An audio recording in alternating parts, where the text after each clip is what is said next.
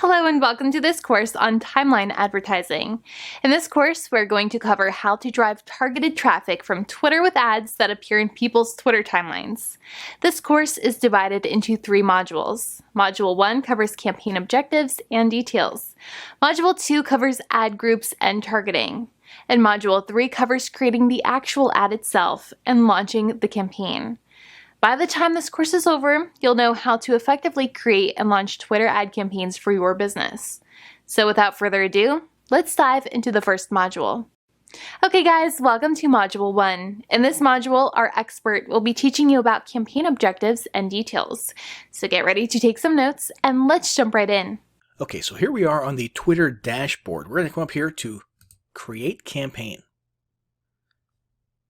Click Start Over. And let's talk about these Twitter campaign goals. Now, campaign goals or objectives, you'll notice, are taking over advertising platforms. Google, AdWords, Facebook, and a bunch of other ones have chosen to create this step in their ad creation process where you can choose common campaign objectives and then those guide you with hints and tailorizations throughout the ad creation process. We've already seen that with a few of the other big ones. Now we're seeing it with Twitter. And overall, I think it's definitely a good thing, certainly more user-friendly. If you've been doing some of these on your own sort of ad hoc in the past, then you'll probably notice it's a little bit different now. So let's talk about app installs first. App installs is pretty simple. If you have a mobile app, if that's your business and you want to get more people to install it on their phone, literally click a link on Twitter and then that takes them to the App Store for your respective, OS, and then install your app. This is what you're going for. This is your campaign objective. The next one is followers. Now it says on and off Twitter here, but obviously what we're talking about is gauging your campaign success by the number of people who end up following your profile on Twitter. And that's pretty powerful, especially if in addition to your advertising, you also do a lot of organic promotion or organic content on Twitter, and you want to increase the range of that organic reach. Increasing your followers with paid ads is a good way to do that. And tweet engagements. This is a good one to go after if your primary concern is interaction with other Twitter users on Twitter. If you want people interacting with your brand when you tweet. So we're looking at retweets. We're looking at comments, likes, that sort of thing. Those will be what you're measuring the success of these campaigns by. Over here we've got promoted video views. That's pretty self-explanatory. Video, although it's not thought of as the primary thing on Twitter, since there's length restrictions and stuff, is still pretty powerful on Twitter, and video ads are a pretty significant and impactful way to get your message across. Website clicks or conversions. This is probably the most standard issue, meat and potatoes type of campaign goal. This covers sort of everything, especially things like lead generation, right? So you actually want people clicking away from Twitter and coming over to your web properties, namely, a landing page where you're collecting a lead, or if you're doing content marketing, maybe to a content piece with a retargeting pixel, or if you're selling something directly, sales pages, e-commerce stores, product listings, that sort of stuff. All of that is going to come here, and my guess is somewhere around 60-70% of those of you who are watching this video are going to be relying on this one somewhat heavily. App re-engagements. So the app is already installed on their phone, and you want them to click on a Twitter ad that reminds them to log back in and use it. Okay, so if you're running some type of a video game app for iOS or Android, and this is a good way to get those people to log back into that app and play in that game with a nice, maybe a video ad or something. You actually see a lot of people doing this, a lot of companies doing this. What's that one? Clash of Clans is doing that type of thing with ads all the time. In-stream video views pre-roll. This sounds a lot like YouTube's in-stream video, and that's basically what it is. You're taking other people's content, you're taking existing content, and you're sticking your little video ad at the very beginning of it. It's going to be pretty short, but you get some pretty cool placement there that you wouldn't otherwise get. Awareness. This, you don't really care about the retweets. You don't really care about clicks to your website. You don't even really care about followers. What you want is your brand identity, literally your name, your logo, your identity in front of as many eyeballs as possible. Okay, so this is based on, impressions. Even if people are just swiping by and not really super conscious of the fact that they've just seen your brand, you're sort of building that subconscious, top of mind awareness, and this is a good campaign for building that. So now let's go ahead and click on followers. Let's say that we're trying to build a follower campaign so that we can increase our organic reach without having to pay for ads on Twitter. All right, and how it works, this is a little explanation of how things work. You're going to promote your account to build an engaged audience. You're only paying for the followers you gain. So it doesn't matter what type of engagement you get on this post. We could get, 100 retweets and likes and comments and all that good stuff, clicks to our website, pretty much anything. And we're not being billed for any of that. So that's all just extra, That's all just gratis. What we're paying for is just people who click and follow our profile on Twitter. So this is pretty sweet if that's your primary goal. And you've got all the basic stuff here. You've got your campaign name. You've got a start date. You've got an optional end date. So let's talk about some reasons you might have an end date. Let's say you've got a sales quota coming up. An end date might be useful. In fact, an end date in conjunction with accelerated delivery, which will spend your budget faster and try to get your ad in front of more eyeballs in a more frequent and quick way. Those two things could work together quite well.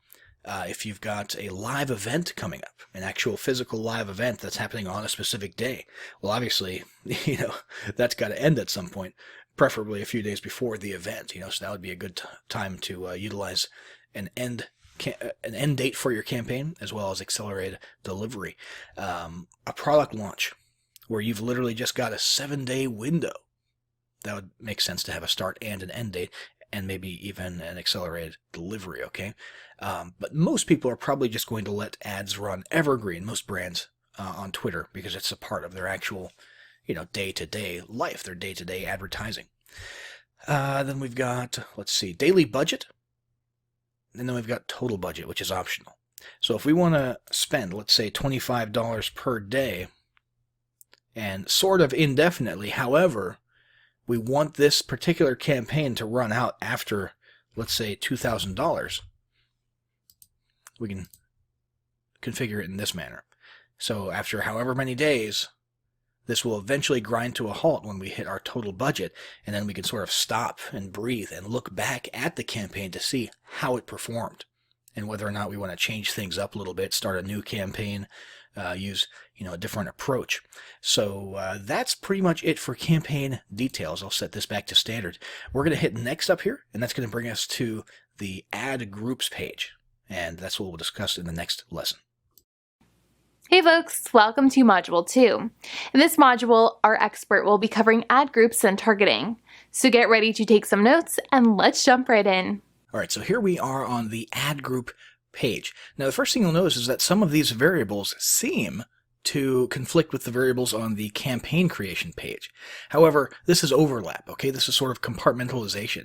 The idea is you can have multiple ad groups, and so why not compartmentalize and have one ad group with one angle that ends on a certain day, and then have the other one with a different angle take over on a certain day, all within the same campaign. Same thing goes for budget here. You can sort of narrow down and sub-allocate budget to a specific ad group within a campaign if you only want to spend X amount on one marketing angle or one specific type of targeting or something along those lines, but still keep it within one overall sort of umbrella campaign. The next thing here is bid type. Now, by default, it's actually set to automatic bid.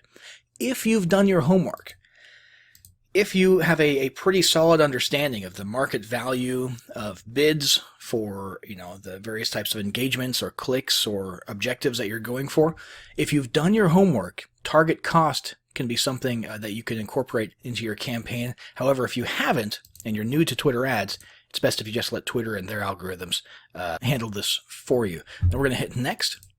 This will bring us to our audience page. This is where the magic happens. So our audience page, the first option that you have is if you already have existing audiences, saved audiences. For example, let's say you've got retargeting pixels out there, and you've got Twitter maintaining a list of people who are interacting with your content on the web. you could actually incorporate these right here. We're not going to do that.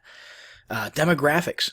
Ideally, before you run any ad campaign, you should have done some market research, or you should already know who your ideal customer avatar is based on all sorts of information. You would take that avatar and then you would use these variables here to match that as much as possible. So age, gender, where they're located, what type of technology they use, and generally speaking, if you haven't done that research, you should try to leave it a little bit broad, okay? So unless you know that your product is going to be more marketable to females, either because of common sense, if it's a female-related product, or you've got market research specifically, that where you actually did the studying, you hit the books, and you found out that males are more likely to buy product X than females. Unless you've done that kind of stuff, you should leave this more or less broad. Down here, you've got an odd collection of different things that you can specify. Locations, that's obviously pretty common. You can choose countries, you can narrow down to states, regions, that sort of thing, even zip codes. However, the rest of these are a little bit unusual. Operating system version is something that you can target by if you only want people using this or that operating system. Same thing for device models. That's pretty specific. Platforms that they're using. Languages, that's not super special. We see that type of thing all the time. And even carriers. They're mobile carriers. So depending on what you're marketing exactly, those might be relevant to you. Most people probably won't end up using these or narrowing down by these ones right here, though. Just language and location could come in handy for most of you.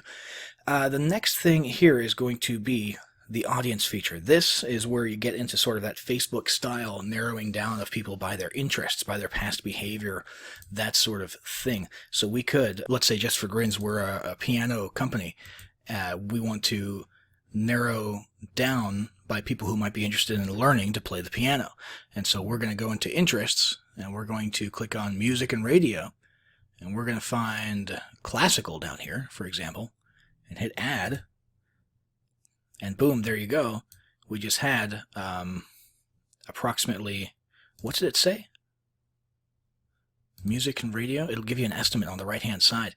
381,000 people who Twitter has positively identified as having shown evidence of being interested in classical music at some point in the past. Okay, so that's a pretty powerful way to target people. And as you can see, we've got a target summary or an audience summary right here on the right-hand side that changes as you shape and narrow your audience. Now, recommendations is an interesting one. Basically, Twitter will figure out what the most popular hashtags and usernames are based on the audience that you've selected, and then they will incorporate those usernames and hashtags into your marketing for even further targeting. Now, the problem with that for us is we set all of our demographics to super broad. So because we're so broad, I don't know that having Twitter's algorithms go out and find popular hashtags and usernames associated with this demographic is going to be of any use to us at all. So I'm going to leave that turned off, but it definitely sounds like something worth exploring depending on how narrow your audience becomes and how narrow your demographics get. Now, another new feature here is retargeting people who saw or engaged with past tweets. That is a huge, very, very powerful way to sort of spend your ad dollar on specifically people who are already familiar with your brand, so that you're not getting as much in the way of cold looks, but you're getting some warm audience as well. Once we've got our audience all set up and selected, we're going to hit next, and that's going to bring us to the actual ad creative, which is what we'll cover in the next lesson. All right, welcome to Module 3. In this module, our expert will teach you about creating the actual ad itself and launching the campaign. So get ready to take some notes, and let's jump right in. All right, so here we are on the actual ad creative page. Now, an ad in Twitter is a tweet. That's important to understand. And what you can do is reach back into past existing tweets and turn those into promotional tweets. Or you could just create one from scratch. Now, in our case, we've got one right here. And you can shuffle, by the way, by organic tweets that you've done in the past, scheduled tweets, and promoted-only tweets. Right now we have a scheduled tweet that happens to exist. We can utilize this as our Twitter ad, and you really want to match your ad copy to what your campaign goals are. So obviously, if your campaign goals had been website clicks and conversions, then you would want some type of a call to action that leads to people clicking and leaving Twitter to go to your site. In our case, we chose followers. So we want more and more followers. And that basically means we want people to look at our ad for a little while, and we want it to speak to them. We want them to answer a question, because if they engage with our ad, for example, by leaving a comment, they'll probably be more likely to hit the follow button as well and follow us on Twitter. So that's how we sort of structured this ad here. Now, let's go ahead and select it. We'll hit next. Oh, and I should mention, users' timelines is the default setting because that's what Twitter is. That's like 90% of Twitter is the timeline. Okay, but you can also choose to sneak your ads into profile pages and tweet detail pages, which we'll leave selected to increase our reach. Next. All right, so here we are. We can review the details of our campaign and ad group and our audience targeting one final time. We've got our date, we've got our budget, we've got our pacing, we've got our ad group, we've got our audience right here, we've got our placement that we chose, and right here is our actual ad, okay? So a compelling image that sort of pops out, plus a question. Our favorite song to play during piano lessons was such and such. What was yours? All right, so hopefully we'll actually get some comments, some answers, and people choosing to follow us on Twitter so we can increase our organic reach. And that is pretty much the only reason that we're running this ad. That's our campaign goal. We would hit launch campaign. And there you go. Now, once your campaign is published, you're going to want to regularly monitor these stats right here. Okay? You want to keep an eye particularly on impressions, so your overall ad spend, your results, which in our case, once again, we're looking for follows, your results rate, which is going to be a combination of impressions and results, your cost per ad result, which is very important. That's sort of your main metric. That's going to be a combination of your overall spend and the results, and how that's matching up against your daily budget.